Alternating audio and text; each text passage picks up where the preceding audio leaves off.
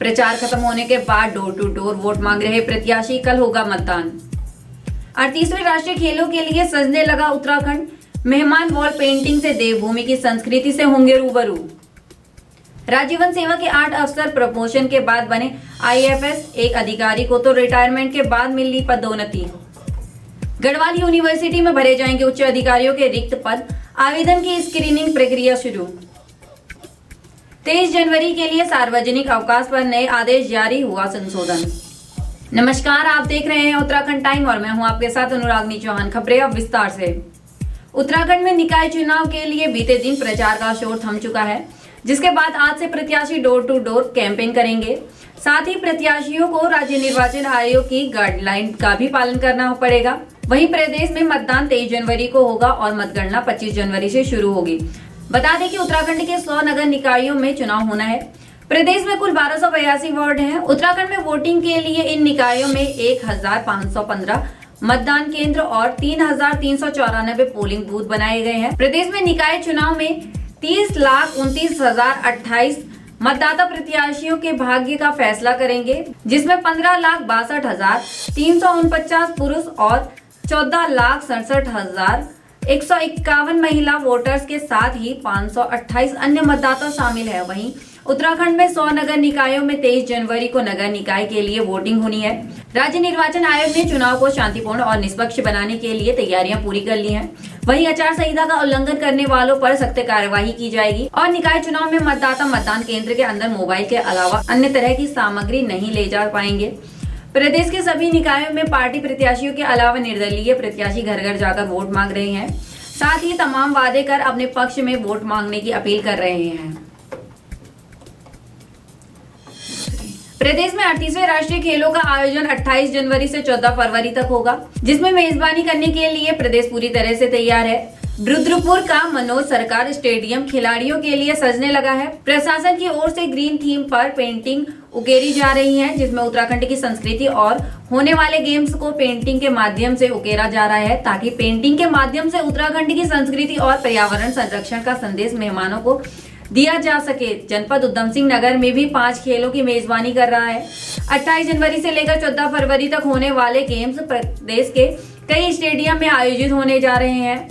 खेल में प्रतिभाग करने आ रहे खिलाड़ियों का ध्यान आकर्षित करने के लिए जिला प्रशासन की ओर से वॉल पेंटिंग कराई जा रही है। वॉल पेंटिंग के माध्यम से दीवारों पर उत्तराखंड की संस्कृति की झलक खिलाड़ियों को देखने को मिलेगी। इतना ही नहीं, जनपद में होने वाले 5 गेम्स को दीवार पर पेंटिंग के माध्यम से उकेरा जा रहा है। पेंटिंग के माध्यमों से लोगों को पर्यावरण सुरक्षा का संदेश भी दिया जा रहा है। इस पर जिलाधिकारी नितिन भदौरिया ने बताया कि वॉल पेंटिंग से जहां शहर सुंदर दिखाई देगा, वहीं खेल प्रेमियों को पेंटिंग आकर्षित भी करेंगी। उत्तराखंड में राज्य वन सेवा के अफसरों का आखिरकार इंतजार खत्म हो गया है। नवंबर महीने में हुई DPC के करीब 2.5 महीने के बाद इन अधिकारियों को IAFS कैडर में प्रमोशन मिला है, जबकि प्रमोशन पाने वाले 8 अधिकारियों में से एक राज्य सेवा के अधिकारी नवंबर महीने में ही रिटायर हो चुके हैं। प्रमोशन पाने वाले अधिकारियों में अनिल टमटा, वरुण निधि भारती, उमेश चंद्र तिवारी, नवीन चंद्र पंत, प्रकाश चंद्र आर्य, रघुनाथ पांडे, देवी प्रसाद बलूनी और ध्रुवी सिंह मारतोलिया का नाम शामिल है। वैसे इन सीनियर राज्य वन सेवा के अधिकारियों का प्रमोशन 2020 से 2023 के बीच रिक्त के सापेक्ष किया गया है। इसमें 2020 में 2 पद, साल 2021 में 7 पद और साल 2022 से 13 पद खाली चल रहे हैं। हालांकि इसके सापेक्ष 8 राज्य वन सेवा के अधिकारी ही प्रमोशन के लिए एलिजिबल हैं। खास बात यह है कि इन अधिकारियों का प्रमोशन पिछले कुछ वर्षों से लंबित था। ऐसे में वन विभाग ने इन्हें प्रभारी DFO के तौर पर पहले ही जिम्मेदारी दे दी थी। इनमें तमाम अधिकारी विभिन्न प्रभागों में DFO के तौर पर काम कर रहे हैं, जबकि अब इन्हें फुल फ्लैश DFO के रूप में जिम्मेदारी मिल पाएगी। हेमंती नंदन बहुगुणा केंद्रीय गढ़वाल यूनिवर्सिटी श्रीनगर गढ़वाल में उच्च अधिकारियों के रिक्त पदों पर नियुक्ति प्रक्रिया का प्रथम चरण प्रारंभ हो गया है। कुलपति प्रोफेसर मनमोहन सिंह रौथार ने निर्देश दिए हैं कि खाली पदों पर शीघ्र नियुक्ति आवश्यक है।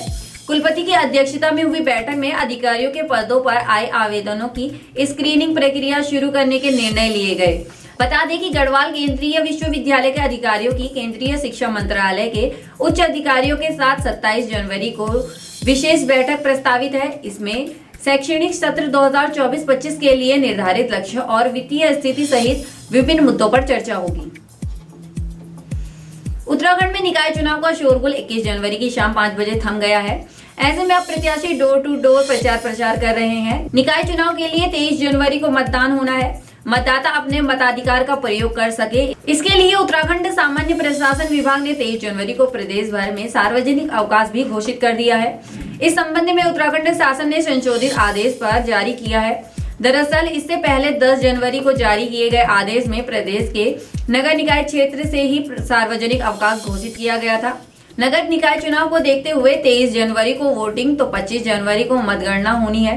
इसकी तैयारी में राज्य निर्वाचन आयोग जुटा हुआ है।